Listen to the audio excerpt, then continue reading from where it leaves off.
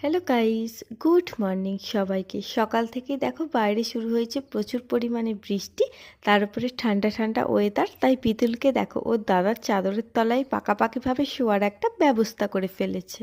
তবে শুয়ে শুয়ে আদর খেলে তো আর ওর পেট ভরবে না, নিজের অত বড় পেটটাকে ভরানোর জন্য কিন্তু বেশ কিছু মাছের দরকার। তাই ঘুম থেকে উঠেই দাদা আর ভাই মিলে এখন মাছ ভাজা খাচ্ছে। আর এই বৃষ্টির ওয়েদারে কিন্তু গায়ে জল ঢালা বেশ কষ্টের। তো কি আর করা যাবে, দেখো চান টান করে চলেও এসেছি। আর এসে আমি দুপুরবেলা এখন রাতের জন্য রান্নাটা করে নিচ্ছি। তারপরে দুপুরের খাওয়া দাওয়াটা সেরে নিলাম। আর সন্ধ্যে থেকে যেহেতু কোনো কাজ ছিল না, তাই বিতুলকে নিয়ে এখন বসে বসে রিলস বানাচ্ছিলাম। যদিও ও বেশ বিরক্তও হচ্ছিল, কিন্তু বিরক্ত হলেই বা কি শুনছে। আমি যখন বলেছি ওকে নিয়ে রিলস বানাবো, তখন ওকে রিলস বানাতেই হবে, সে ওর ভালো লাগুক চাই না লাগুক। তারপরে রাতে ডিনার করে আজকে ব্লগটা শেষ করলাম। টাটা।